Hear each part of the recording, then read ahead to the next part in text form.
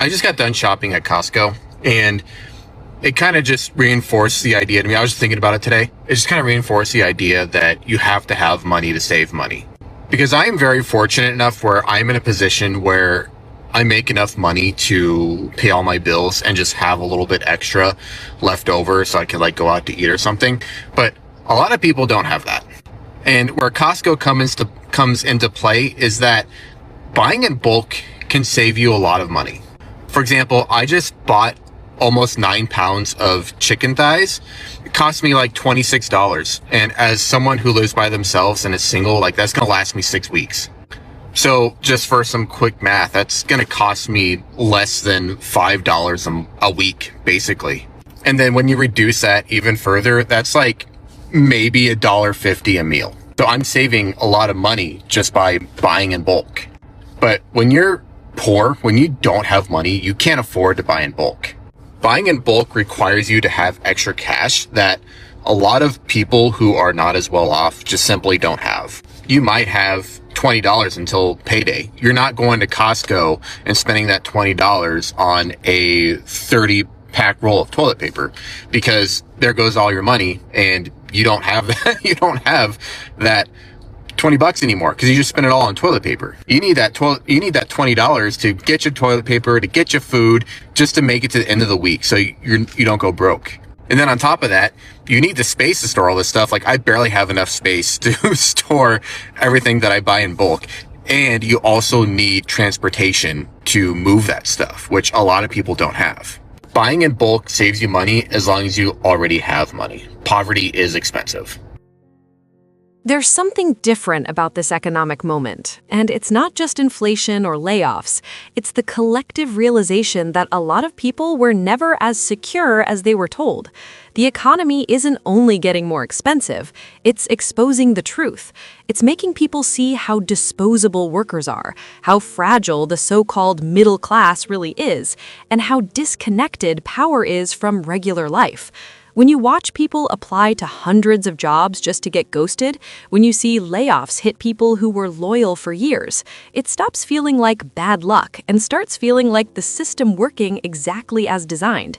And once you see that, you can't unsee it. Economy is crazy as fuck because it's making people realize they are dispendable. All those job applications niggas are putting in, bro, they don't give a fuck about you. All those people who are getting laid off, they never gave a fuck about you. I'm predicting most people there's going to be a ton of fucking ideas and businesses being built because most people are going to give corporate America a big old fuck you, right? On top of that, in the next 5 to 10 years, these businesses and ideas that are being built now are coming from Gen Z because we're the only ones who aren't really scared or afraid of leaving a job. Let's be so fucking for real. We never gave a fuck about a job. So these ideas and businesses in the next 5 to 10 years, Gen Z is going to have a whole different narrative about us. It's just going to be sin. Cost of living increases are not raises. Like we just did at our company that I'm the CEO of, we just did cost of living increases, and we did them for everybody in the company. Social Security Administration said 2.8% was the cost of living increase. Great. Everybody gets that cost of living because that's the pace of inflation, just to keep up. If you are a company who's out there and you're saying, hey, here's your raise of 3%, when really it's just cost of living, that's not the same thing. That's not the same thing. You need to give raises separately from cost of living increases, and raises come from doing a great job. Cost of living increases are just to keep up with inflation. That's it. It is your basic duty as a leader to make sure that people are taken care of. And moving people up to keep up with inflation is just a good thing to do. I don't believe that the government should tell us to do this. I just believe that you need to do it as a leader. Do the right thing. Take care of your people. And if you want to keep becoming a better CEO, a better leader, then follow this account. And I will tell you everything that I know, at least from the mistakes I've made and the things that I've learned over time on how to run a great business. It's actually unbearable how broke everyone is. Hear me out. I went ahead and got this juice and it's $2.59. Less than 5 years ago, it'd probably been like $1.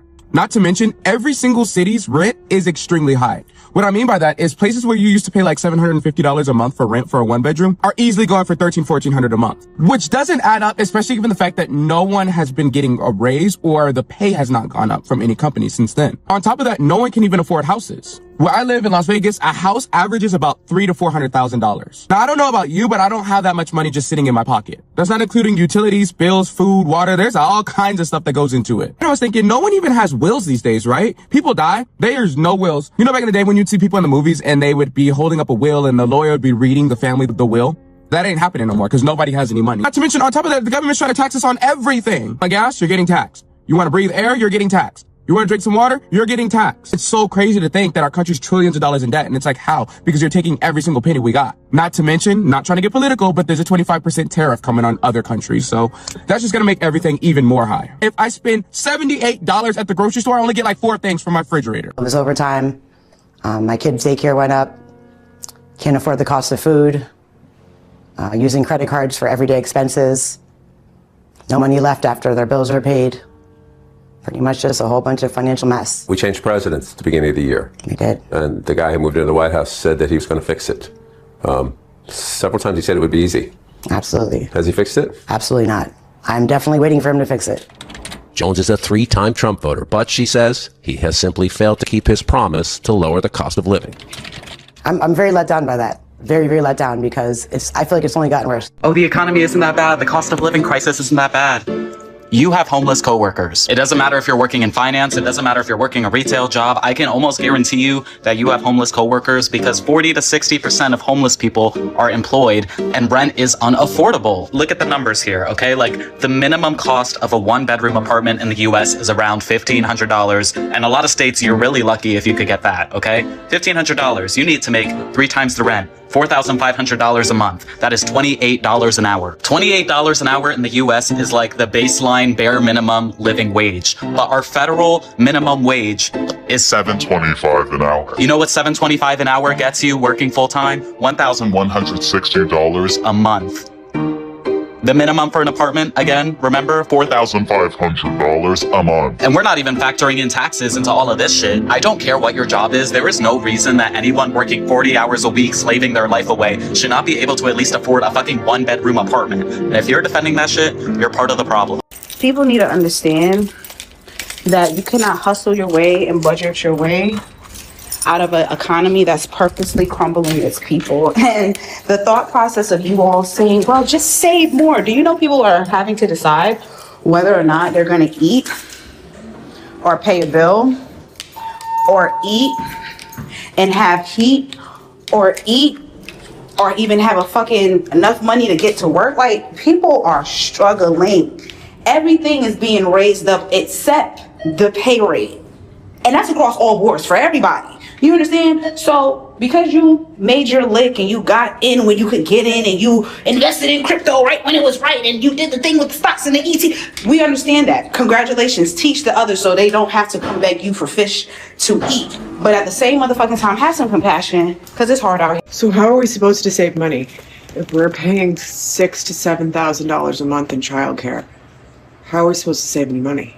How are we supposed to, because there's 2 schools. There's the people who don't work because they can't pay that, and then the people who are paying that and then have like minimal left over. Where's the money going for college? Where's the money going for retirement? Like, I'm lucky that mine's automated and I have a cash balance account, but like, where's it going? Where's it going? How are we saving for vacations? How are we saving? Like, if we're not doing it on a credit card, how are we doing this?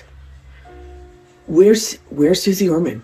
Where's Dave Ramsey? Because these people, these fuckers have no idea what we're actually living in. They're like, well, you know, you should save up, buy a beater, never go on vacation, live with your parents. I'm like, that's not possible.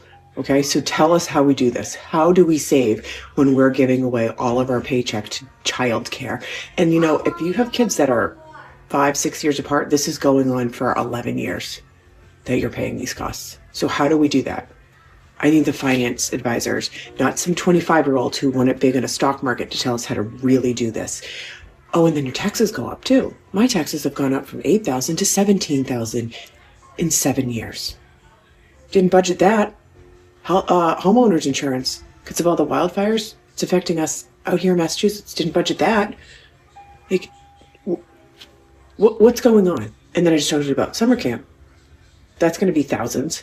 Like, answer me, because I really want to know. Last year, we moved into this 1-bedroom apartment because we outgrew our studio. Makes sense. And also, they increased our rent by 25% there, which was absolutely insane. And when we found this place, a couple was actually living here and they were subleasing it because they had bought a house. They didn't want to pay rent and a house. You get it. And so we took over for them, and that lease ends in March. And so today we got our letter for our renewal. The rent here is $3,444 and it's increasing by 5%. Not bad. To $3,616. But everything else is increasing too. The parking was $310 before, now it's going to be $325. And utilities were $80 and now they're going to be $105. And utilities covers everything except electricity. And we are going to resign. And we're doing that because then our lease is going to end in March 2027. And by that point, I think we're going to be ready to maybe buy something. Our big financial goal this year is going to be to save a big chunk of money so we can actually do that. More to come on that. The skyrocketing cost of living has left millions of people working at full-time jobs or a number of part-time jobs still unable to afford a place to live. Ali Rogan is back with her conversation with journalist Brian Goldstone, author of There Is No Place for Us, about this growing nationwide crisis. Buying a house has become so unaffordable, and I want to briefly summarize just how unaffordable it's become for the average American. Most financial advisors will tell you that your monthly housing payment should be no more than 25% of your after-tax income, not pre-tax, but after-tax income. Now, the average household income in the United States is about $80,000, and when you take into account taxes, which varies depending on what state you live in, your after-tax income is about $60,000 a year. $60,000 a year in after-tax income comes out to $5,000 a month. Taking the financial advisor's advice of not having a housing payment over 25% of your monthly income means that your housing payment needs to be no more than $1,250 per month. Do you realize the kind of house that a $1,250 a month housing budget can afford you? A $175,000 house. So the average American, from a financial advisor's perspective, can afford a $175,000 house. The average home price here in America is $420,000. I don't need to say anything else. I think at this point in the economy, we as Americans cannot stand to tolerate or even normalize the conditions of how we're expected to live nowadays. They're taking away our jobs, they're taking away our healthcare, they're taking away everything, making it nearly impossible to the point where I have to pick and choose what groceries are important. I have to pick and choose how much I can fill up my tank. I'm getting pushed more and out of the city because I can't afford rent. It's really not fair, and I think we need to stand up and stop this nonsense. The economy is so bad that companies are downsizing and cutting staff and making one person do the job of 3 and 4 people. Companies are pinching pennies, they're lowering wages, they're not giving raises or bonuses. The cost of everything has gone up exponentially. Trying to get an education to get out of your field, to get into another field to make money, isn't working either because the cost of education has gone up several 100%. This sentiment does not work when there are people who have been in their jobs for years, who have degrees, who have work experience, who have been with a business for like 10, 15 years. They're being let go, and then they can't get a job for more than like $17 an hour, $20 an hour max, which is not a livable wage right now. So yes, you absolutely need to do your research.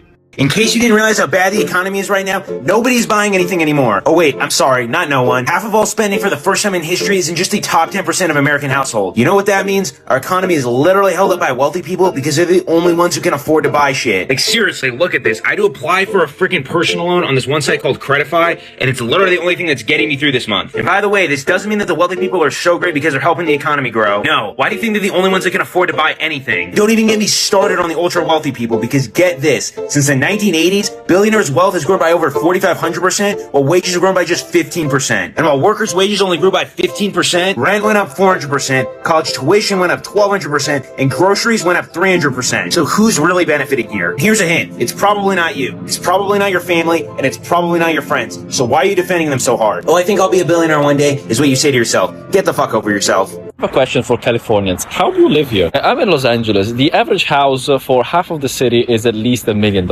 If you own a house, are you telling me the average person is making $300K a year? If you're not owning a house and you are among the poorer side of society, how the fuck do you afford everything? If you cannot afford shit, why do you choose to still stay here? I don't know about you, I invest in houses in Central Virginia. You can live comfortably with $25K a year. 3 hours away from Washington DC, an hour away from Richmond. Yeah, the cost of living is so low that if you make 40 grand a year, which is laughable in California, you can save more more than the average poor Californian, I guess. Now, I get the whole gist of going around in a t-shirt all year round. And to me, it's nuts because I just came from Washington, D.C. where it's like -1,000,000 degrees and I need 5 different jackets. Guys, life is expensive here. Don't even get me started on taxes. Like, I like coming here to see my friends, having a house to stay. I'll never come here for vacation because I'm Italian, guys. So if I have to be to the beach, I've got to take a flight, go to Sardinia, live a rich man's life on a budget. Most of all, eat proper food instead of fast food. I don't know, like the life costs are so high that it takes the equivalent of a high salary in New York to live a pretty mediocre life. At this point, just move to Europe. I feel like life is way easier. By the way, if you want to get a house in Italy, I help out people. I'll release a little product soon where people can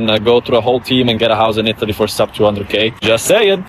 The first thing this economy is doing is shattering the illusion of loyalty. For decades, people were taught that if you work hard, stay consistent, and keep your head down, you'll be safe. But layoffs proved something brutal. A lot of companies never cared about their employees the way employees were trained to care about the job. Your role isn't a relationship, it's a transaction. When profits dip, you're not a person with bills, kids, and a life. You're a line item that can be deleted. And honestly, that's why so many people, especially Gen Z, aren't scared in the same way older generations were. It's not because they're reckless, it's because they never fully believed the fantasy that corporate America would protect them. They grew up watching the rug get pulled out from under people, and they learned early that stability isn't promised, it's marketed. The other day I took my car in to get maintenance and they call me, they're like, do you want new tires? I'm like, I don't want new tires. And they're like, well, 3 of your tires are rated a 4 out of 10 and the 4th one is a 2 out of 10. It's not safe. We cannot recommend you driving these tires. I was like, that's cool. Don't care. They were like, safety first. And I was like, not really. Safety third. First, economics. Okay. In this economy, I'm not really looking at safety as a priority. And number 2, fun. Fun is before safety for me. I'd rather spend that money and go do something fun for myself. Not too worried about my tires, am I? I just find it so crazy how it's basically normalized at this point to literally just do your job, pay your bills, and barely be able to save at the end of the month. Like, it's just so normalized to go to a grocery store and literally panic every time you go grocery shopping because everything's just so fucking expensive, and every time you go to the shop, everything's just like doubled in price. I was having a conversation with my sister and I was just saying, like, I'm so fucking upset that I can't spend the money that I want to spend on my family for Christmas because everything, like, just surviving is so fucking expensive. Like, yes, like, I am not as poor as some people, that I know some people are literally struggling to even, like, exist. I'm getting by paycheck to paycheck, and it's insane how normalized it has become. That we spend most of our lives working and all we are doing is surviving. We're not doing anything. We're just literally surviving. Like, most of us can't even afford to buy a fucking shitty flat, for fuck's sake. Every year, the electric goes up, everything goes up, everything but the salary. And I'm just like, it's so fucking normalized. And it's literally going to get worse. It's going to get worse. And I don't want to sit here and be like hopelessness, but it's not going to get any better. I don't think enough people are being honest about how many of us don't even really want to be here. We're not having a good time in life. I would go as far as to say I think the majority of people in the United States right now feel this way. I can tell by looking in your eyes. I can see it. I can recognize that because I feel the same fucking thing. I'm not here for myself. I am not enjoying this lifetime at all. Not from start to finish. So far, this lifetime could have been a fucking email. Now, granted, I was born to a mom who did not want me and could not emotionally support me. But again, I think that's a lot of people in this country. And we were born into a world that could not help us thrive. In fact, we were born into a world just to be ground up and made into burger to feed the machine of capitalism. And now, most of us know that. Most of us see that. See, back when I was born, at least in the 80s, a lot of people were able to have jobs, have homes, at least go on a fucking vacation here and there. But now many of us are not even getting those small escapes from the system. And things are starting to crack. They're cracking around us and they're cracking within us. Something has got to give. And I think a lot of us feel it coming. We can feel the earth shifting beneath our feet. And I don't think that's a premonition as much as it is just, it's obvious. You are trying to balance the weight of the world on people who have no interest in holding this world up anymore. Of course, with the exception of the top 10%, those people are still having a great time. But after saying all of that, I will also say that I am committed to pouring out my life force towards trying to change this. I will do everything in my power to make sure that my daughter has a chance in hell of having even an okay life before I die. This woman just said, corporations act like they are mad that they have to go through you to get your money. And that's what's reflected in the quality of every single thing getting worse. And I don't feel as if there has been a more accurate statement made about the state of capitalism, because we talk about enshittification, we talk about cheapening production, we talk about all that, but no one addresses the underlying vein of malice. And there is an underlying vein of malice in how poorly things are made, with materials that they know harm us, with materials that are wildly exploitative to the planet and horrible for the people who, like, when I learned about the number of young girls who have ovarian cancer because of hair products peddled entirely to black women and girls, just because the company was like, fuck you, we could find an alternative, but we actually don't care that this will give you an awful, painful death. Fuck you. There is a level of animosity facing the current consumer. Like someone else said in the comments of this very video, I'll tag her below, we used to be customers and now we are consumers. And that word really does change everything. I usually don't fall for all this crap, but I actually believe the economy is low-key cooked. And it's really hard to read data when it comes to the whole country or the world as a whole, obviously, because everyone's pulling different information, everyone has different things. There's thousands of things that impact the economy as a whole, so it's really hard to interpret data. Like on one hand, you have, unemployment rising, you have thousands of big companies laying off thousands or tens of thousands of people. Consumer debt is at the highest point it's ever been. Country debt, highest point it's ever been.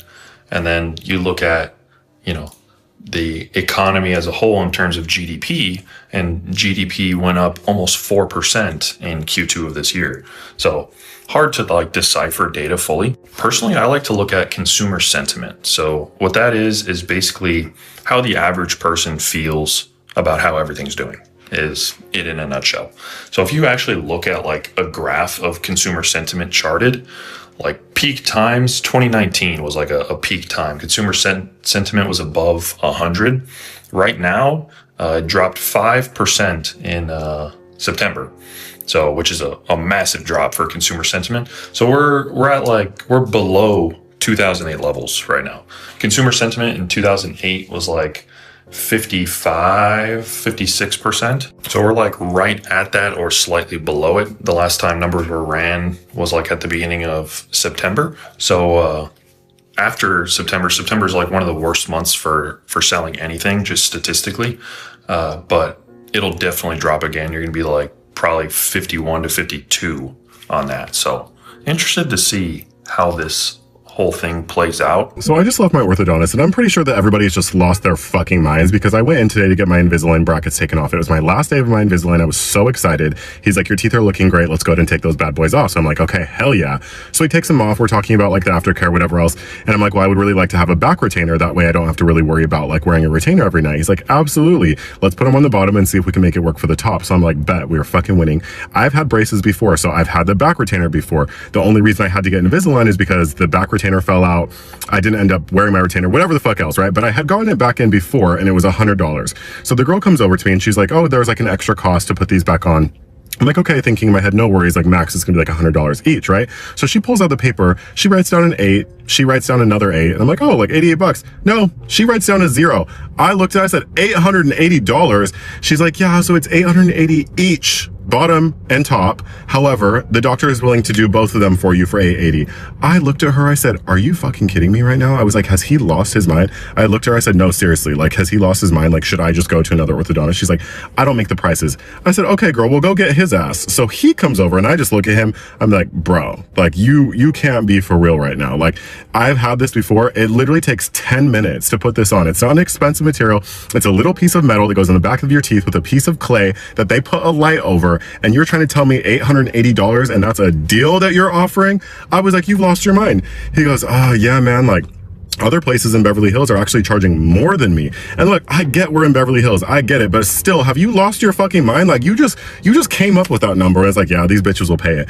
I was like, I'm not doing that. I was like, I'll just go to another orthodontist just to get that done. He's like, well, I'd rather you not. He's like, look, man, I really like you. Like, tell me what you want to pay. And I didn't want to lowball him. I didn't want to like make him lower his prices. But at the same time, I was not about to pay $1,000+ for a fucking tiny little metal bracket on the back of my teeth when I already paid thousands and thousands of dollars for the Invisalign. So I was like, look, like, will you do $250? And he was like, done. Great, let's do it. So I'm like, you didn't even care how much you made. You were going to say yes to any number that I said, but yet you charging people upwards of $1,600 for 2 pieces of metal in the back of your teeth.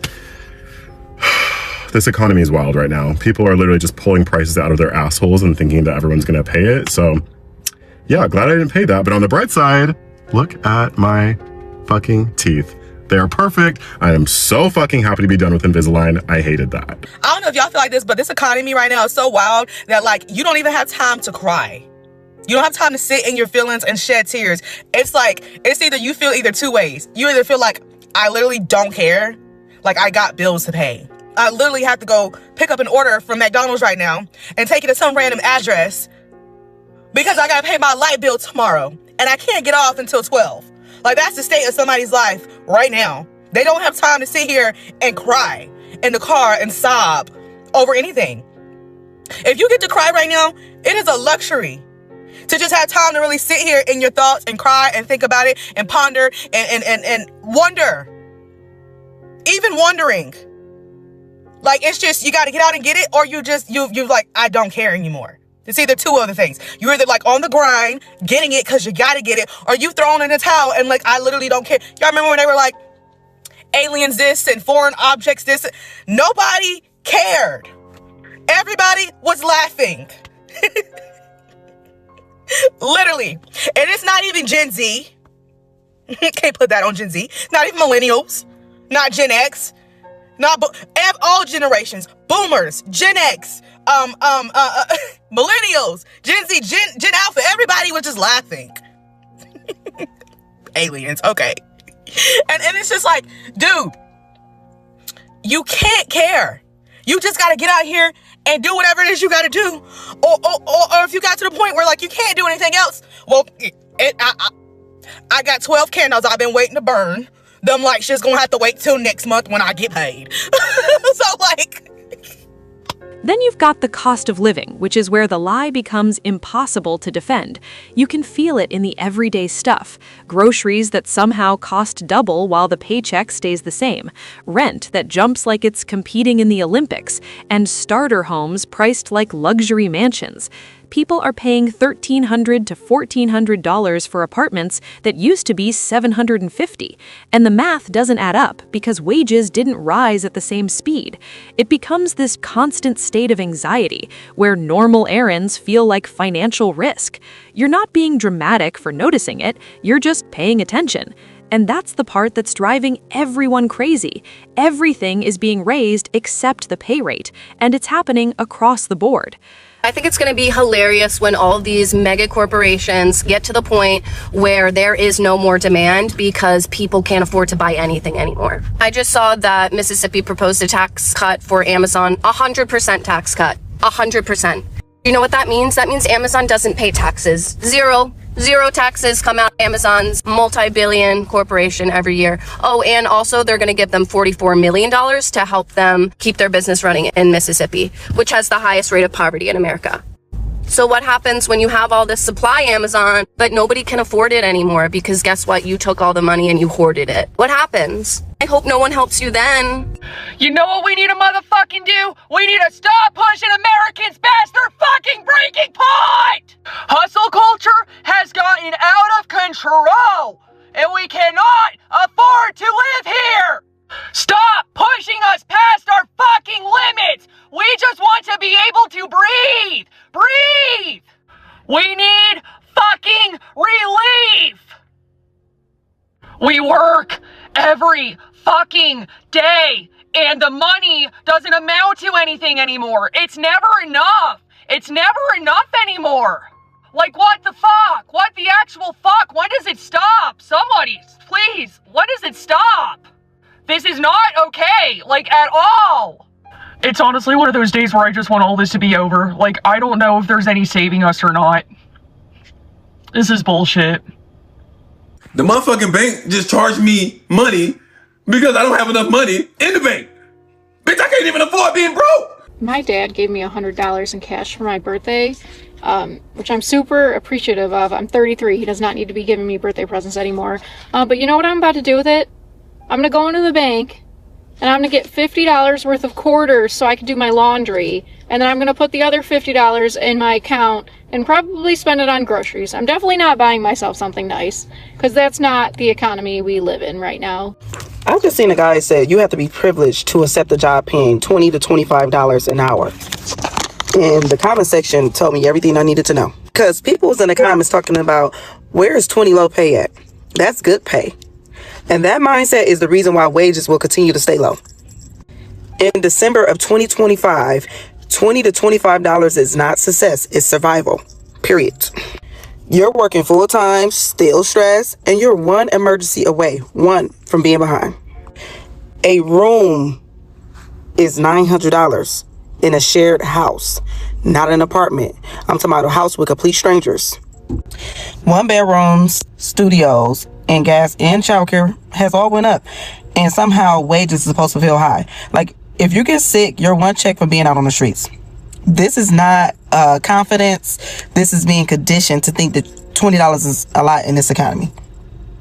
Every year I put together my number, which is what I need to make every month just to exist. And this year, it's high. Okay, so let me get this straight. Per month, $2,152 for housing by itself. This includes the mortgage, taxes, flood insurance, which doesn't do anything, as I learned firsthand, and home insurance. So that's over $2,000 a month just to own a house. Off to a great start. Now let's go to the bills. Utilities. This includes water, sewage, and garbage. This is $260 a month on average. I tried saving water. It doesn't make a difference. The bill just keeps going up every month, so I've completely given up. Energy bill. This goes up and down throughout the year, but the average is about $200 a month. Health insurance. This is way different for everybody, but for me this year, I'm paying $363 a month. This, of course, is for the lowest possible plan that I can have. After all this, I have internet, which is $85 a month. That's up 100% since 5 years ago. I pay someone to cut the lawn $75 a month, which is actually a great deal. This puts my grand total of just existing every month at $3,387. And mind you, this is before food. This is before clothes. This is before going to a gym. This is literally just breathing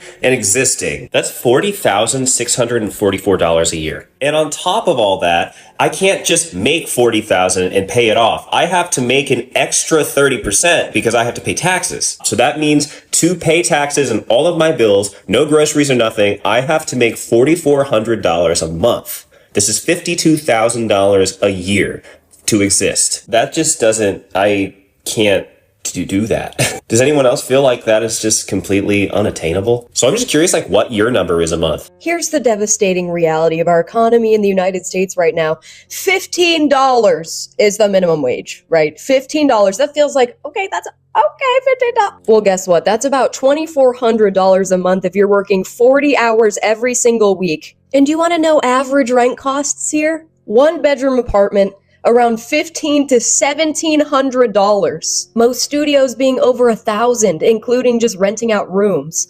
And that's just rent. It's going to be another $400 for groceries, about $150 for gas unless you're commuting often. The low end average for car insurance, $250. Add on utilities, you have about an extra $100, and add on any other necessities like toilet paper, toothbrush, etc. That's another rough $100. And if you add that all together, that's $2,500, which is now $100 over the amount you make a month. And I only gave you bare bones, no savings, no rainy day fund if anything happens, no factored in sickness or time off, and especially no fun, leisure, or factored in food costs from outside. And minimum wage is supposed to be the lowest paid, livable wage. And yet all these necessities, not counting any other factors, already add up to over the profit you're making getting $15 an hour. And all that, by the way, is before the government takes a chunk of your paycheck for taxes. And keep in mind, many people don't even get $15 an hour.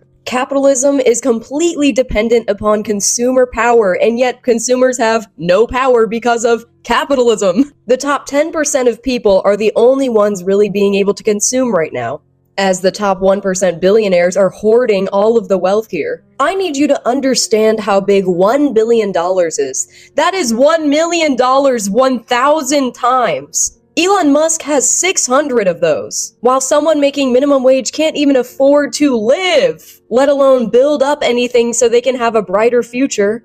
Paycheck to paycheck for the rest of their lives. Because even making $20 per hour right now is hardly comfortable. That's still just barely meeting your needs if you are living bare bones. And maybe you'll have a little something left over one day to take somebody out to a restaurant. We need to eat the fucking rich and stop paying taxes. I'm not fucking joking. Write exempt on your W-4 and stop paying these fuckers. They are stealing your money. Money you already couldn't afford to have stolen. We are officially in January 2026, which means in New York City that all of the transportation costs are going up this month. So the subway's going up, my Metro North is going up. And then because I live in a co-op, my maintenance is going up. My maintenance started out at $1,200 when we moved in 3 years ago. Now I pay monthly $1,400 something dollars. It's like 14 and change, okay? That's a month, folks. I pay $1,400 to maintain my co-op, okay? I got a letter that said our budget for 2026 was $1.5 million. I want to see the receipts. I'm asking for an itemized bill as to what this is paying for. Mind you, the superintendents of my building keep it impeccable, but also that is a lot of money, okay? That doesn't include my mortgage. My mortgage is $2,300 because we bought this place in 2023 and the interest rate was 7%. Again, mind you, had we bought this place in Brooklyn where we were living, probably would have been $1 million. Here, it cost us $385 in Westchester County, specifically Scarsdale. Now, I don't live in bougie Scarsdale because I don't have a giant house. I live in a co-op. I live in an apartment, okay? And yes, it is a beautiful place to live. It is what I like to call a bubble. I live in a bubble. But living in Brooklyn is twice as expensive. And we got our co-op somewhat renovated. We also just renovated the bathroom last year and spent about 18 grand on that. Actually, it's probably more like 20 grand. So we have this beautiful bathroom now, I will say, but we've been spending a lot of money lately and we don't make a lot of money. In transparency, again, my husband and I make probably under 200 grand total. We are both blue collar workers, what I would like to call. He's an electrician for the city. I'm a recipe developer at a magazine. So I'm not making gold. You know what I mean? We're not rolling in the dough, so to say. All I'm saying is the cost of living keeps going up and up and up. And I just don't know how we're going to afford it. Like, I really just don't know how we're going to afford it because our jobs are not going up. My paycheck is not going up, which is my own problem. I know. And welcome. That's why we're supplementing our income. Well, trying to. So if anyone can help a girl out and tell me how I can make money on this app, let me know because I'm ready to roll in the dough. Not to beat a dead horse, but it's getting real unaffordable out here. And I have no idea what to do about it or what can be done about it because it just feels like we're all on a runaway train, or a lot of us, not all, are on a runaway train that no one has control of. I go to the grocery store and, to get personal care items and cleaning products and all that kind of stuff every week or every 2 weeks because that stuff runs out and you have to go back to the store and get it, obviously. And I buy roughly the same stuff. Like, I'm a creature of habit and cook the same recipes, buy the same products, and the dollars just are not stretching the way that they used to. And so it's turning into a situation where I'm having to use my credit card and I'm swiping my credit card a lot more, whereas I used to try to just use my debit card and get out of that habit of using my credit card so that I use money that's actually available. But it's just the money is just not there. The money is not there because everything is just seemingly so much more expensive. And I'm freaking out a little bit because the debt is piling up. And there's no end in sight. Obviously, it's well, find a second job or, find a alternative source of income. And that's just like easier said than done, especially when you work full time and your job is demanding. There's just like there's not a lot of time to do that. Not that I'm not willing to do that. I have done that. Like, I've picked up retail jobs on the side, like, throughout my entire career. I'm tired though.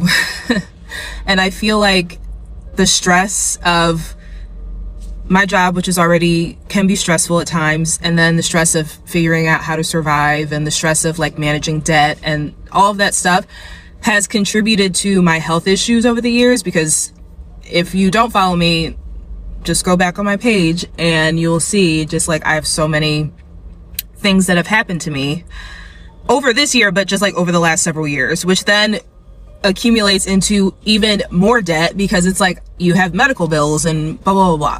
Even though I have health insurance, you know, health insurance never covers 100% of everything. So I don't know. It's like I come on here every month, I feel like, and have an existential crisis about finances and life, and digging myself out of this hole at 32 years old, and just being able to like breathe and be a woman and do things like, I don't know. I did do a lot this year because I was like, I can't keep missing out on stuff and saying, oh, I'll do it next year, I'll do it next year, I'll do it next year. I hate being that person. But I don't know. Maybe that wasn't the right decision. It's like, I always am like, things are going to work itself out. Money comes back. Things always do have a way of working themselves out. It's just hard to see that in the moment. And I wish there was just like a more of a concerted effort. This is not partisan at all. Like, this is not a political opinion, but as a citizen, like, I just wish that there was something being done on a level that's above me to help us out down here. And that's to whoever, doesn't matter, whatever side it is, I don't care. It just like,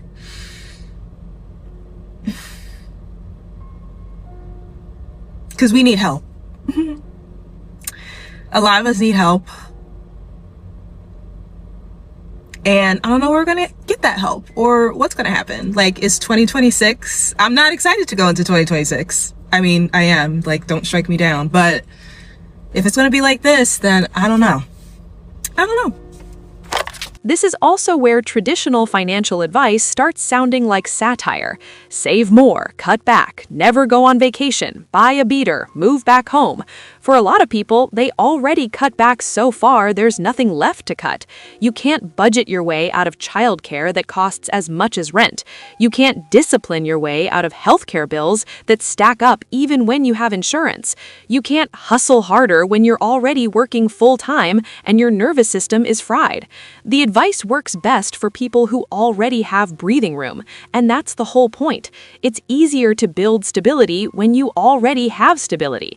That's why poverty is expensive. It charges you more for being broke, and it punishes you for not having the upfront cash to buy in bulk, plan ahead, or absorb emergencies.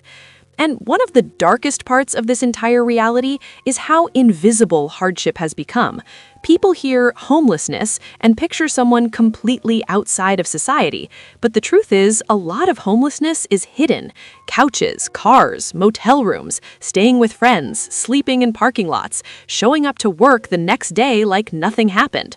Working homelessness is a thing, and it shouldn't be.